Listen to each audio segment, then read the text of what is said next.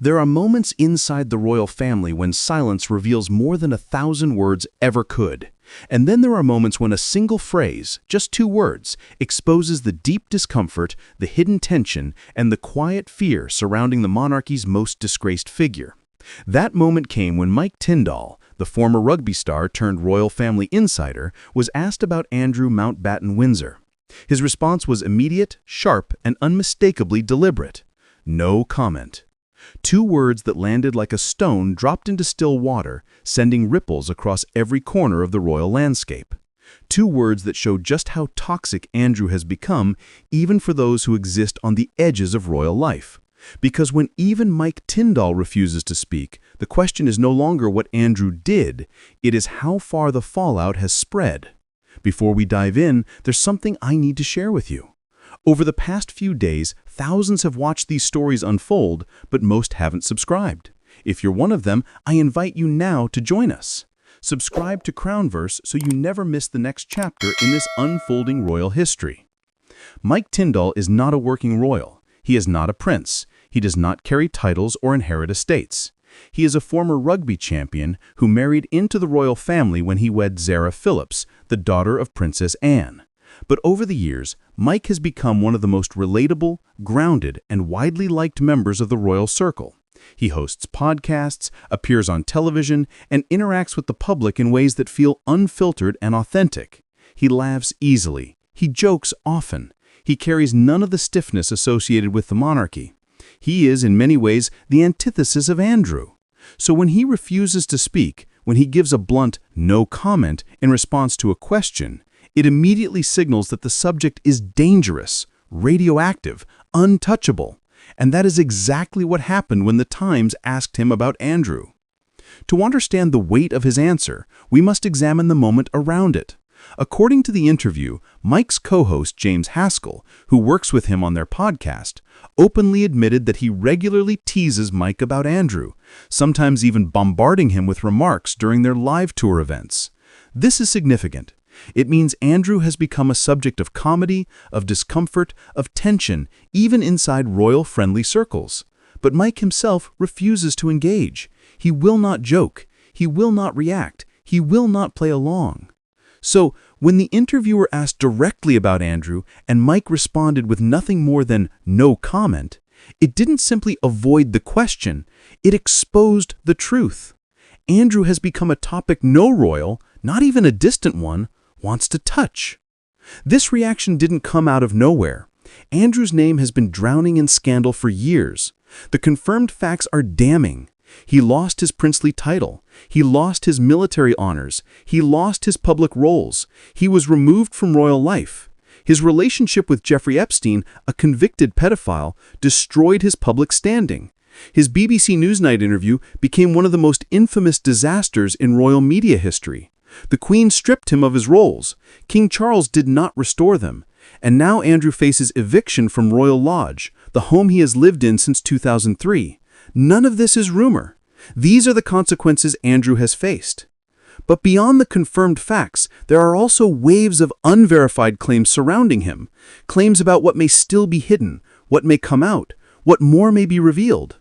These unverified elements create an atmosphere of uncertainty, making Andrew even more dangerous to talk about. No one knows what might surface next. And in that uncertainty lies the silence. It is into this silence that Mike Tindall walked, and he refused to break it. His answer shows more than caution. It shows fear. Not fear of Andrew, but fear of association.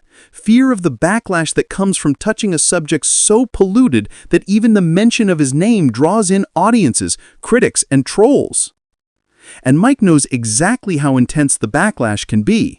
In the interview, he explained that whenever Andrew's name comes up in conversation, especially in podcast moments or during their live tour events, social media erupts.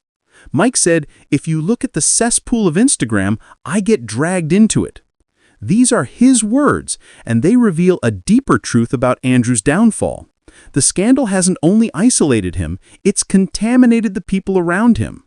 Mike Tindall, who married into the family but is not a royal by blood, now feels the weight of Andrew's disgrace even though he has no connection to the scandal. He is pulled into the conversation simply because he exists within the extended royal orbit. This is the power of the Andrew scandal, a gravitational pull, a shadow falling on anyone who stands close enough. But the discomfort doesn't stop with Mike. Zara Tindall, Andrew's niece, has also been pulled into situations where remaining neutral becomes difficult. Zara is close to Princess Beatrice and Princess Eugenie, Andrew's daughters. This is a long-standing bond built on years of shared family events, childhood memories, and adult friendships. Zara is regularly seen with them at social events. She cares for them, they care for her, and Beatrice and Eugenie remain innocent in the scandal surrounding their father. This creates a painful duality. Zara and Mike maintain closeness with Andrew's daughters, yet must distance themselves from Andrew. It is loyalty combined with isolation. It is family combined with shame. It also reveals the painful human cost of Andrew's downfall. For Beatrice and Eugenie, their father's disgrace has seeped into every corner of their public lives. For Zara and Mike, it places them in an impossible position. Stay loyal to their cousins, but avoid sharing public space with Andrew. Be loving in private, but careful in public. Support the family, but protect their reputation. The phrase, "no comment," becomes a way to walk this tightrope without falling. But what is even more remarkable is the environment around that answer, and what it reveals about the culture of silence inside the monarchy. Andrew has become a subject no one wants to touch, not even in passing, not even in humor, not even indirectly. His scandal has turned him into a forbidden topic, a name people step around rather than step into. Mike's co-host, James Haskell, admitted that he teases Mike about Andrew during their live events, but even James acknowledges that this makes Mike visibly uncomfortable. As he said, he bombards him with comments, sometimes taking the discomfort even further.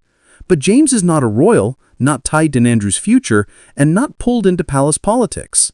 For him, it's a joke. For Mike, it's a trapdoor. This is why Mike's silence speaks so loudly, because he is not a man who avoids topics easily.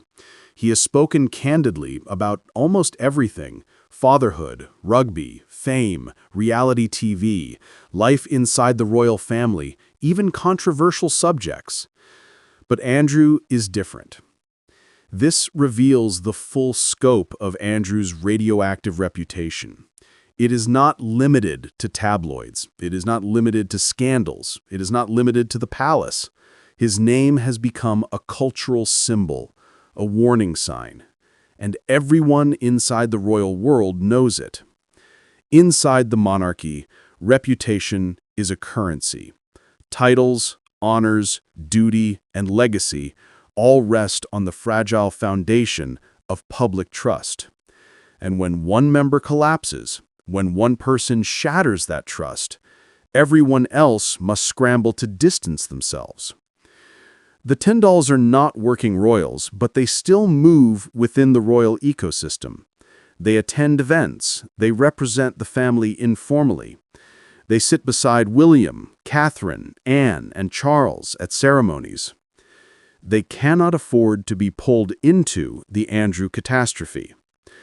And so, Mike does what many royals wish they could do. He shuts it down, protects himself, shields his wife, guards their reputation, and keeps a safe distance from the one person whose downfall threatens to stain everything around him. The story becomes even more layered when we look at how Beatrice and Eugenie navigate the same tension. They remain close to Mike and Zara, a reminder that family bonds remain intact. Even as Andrew's disgrace intensifies, Beatrice and Eugenie continue to appear at high-profile social gatherings. They attend weddings, charity events, horse races. They maintain their friendships. They remain present in the circles that once adored their father. This is where the emotional weight intensifies. Andrew's daughters are caught between loyalty to their father and the reality that he is now a burden to their public identity. Their connection to Mike and Zara becomes a reflection of the family ties that still exist, despite Andrew's isolation. Zara's closeness to them has been confirmed through years of photographs, gatherings, and public affection. And Mike, as part of this extended group, naturally feels the same loyalty. Yet loyalty has limits, and the limit is Andrew. This is why Mike's refusal to comment is so symbolic. It is the line he cannot cross. It is the boundary drawn by royal reality. It is the silence required to survive the public fallout. There is another layer to this story, one that reveals how deep the rift has become within the Windsor universe. When the interviewer asked Mike about Andrew, no comment was not merely a diplomatic response. It was a survival tactic. Because commenting on Andrew, even neutrally, risks igniting headlines. And headlines have consequences. They create narrative. They draw attention. They stir speculation. And inside the royal world, speculation is a fire that spreads fast. Mike knows this. He understands the weight of his words. Anything he says becomes amplified. Anything he jokes about becomes misinterpreted. Anything he acknowledges becomes a story. So, he uses the only shield strong enough: silence. The contrast between Mike's silence and James Haskell's joking exposes a critical truth. James can tease because he is outside the system. Mike cannot because he is inside. And Andrew's scandal is no longer an isolated event. It is a crisis that shapes the behavior of everyone around him. Rumors, which must be labeled as unverified, have circulated suggesting that Andrew's presence creates tension at family gatherings. Other unverified claims imply that some royals prefer to avoid being photographed near him. These claims are not confirmed, but they reflect the mood of public discourse. And the fact that Mike refuses to even touch Andrew's name reinforces the idea that Andrew has become persona non grata within wider royal circles. It is also worth noting that in the aftermath of Andrew's scandal, several royal commentators reported, again unverified, that King Charles and Prince William have privately advised members of the family to remain cautious when discussing Andrew publicly. Whether this specific instruction was ever given is unknown, but the behavior of royals and royal-adjacent individuals suggests that silence is the preferred strategy. Mike Tindall is a man who values loyalty. He loves his wife, his children, and his extended family. He has always stood by Zara in her moments of family pressure. And Zara has always stood by her cousins, Beatrice and Eugenie. This interwoven loyalty is strong. But Andrew's scandal demands a separation. A line must be drawn. And that line is between Andrew and everyone else. As Andrew faces eviction from Royal Lodge, an event widely reported but with some details still unconfirmed, his isolation grows deeper. He is losing the one thing that represented his royal stability, his home. And as he prepares to leave the mansion he has lived in since 2003, the divide between him and the rest of the family only widens. Mike's refusal to comment reflects the emotional truth behind the scenes. The family may still love Andrew, but they cannot stand beside him publicly. Not anymore. Not after everything. Not after the scandal. Not after the downfall. Not after the backlash. Not after the disgrace. Mike's silence is a shield, not only for himself, but for Zara. Because Zara has a reputation to protect. She is the daughter of Princess Anne, one of the most respected royals. She represents stability, discipline, dedication, loyalty. She cannot be dragged into Andrew's chaos. And Mike, as her husband, must stand firm in that protection. Their closeness with Beatrice and Eugenie remains unaffected, which speaks volumes. They continue to attend events together. They appear publicly with warmth and familiarity. Zara and Eugenie matched outfits during the Cheltenham races in 2024, a moment described as endearing and affectionate. Their bond is real. It survives the scandal. But Andrew does not survive with it. He remains on the outside, watching as even indirect questions about him produce fear, hesitation, and silence. This is the tragedy of Andrew's downfall. His disgrace has not only consumed his own life, but cast a long shadow over those around him. It has forced neutral individuals like Mike to remain defensive. It has burdened innocent family members with the weight of association. It has reshaped the royal landscape in ways that will be felt for years to come. The story of Mike Tindall's no comment is not just about a man refusing a question. It is about a royal family navigating a scandal that refuses to fade. It is about the consequences of Andrew's actions reaching far beyond himself. It is about the silence that now surrounds his name, the silence that protects, isolates, and reveals, the silence that speaks louder than truth. It is about a new reality inside the monarchy, one where Andrew is present only as a shadow, a cautionary tale, a figure whose name can no longer be spoken without consequence. And in the weeks and months to come, as Andrew's eviction continues, as new interviews appear, as the royal family tries to rebuild its public image, the silence will remain.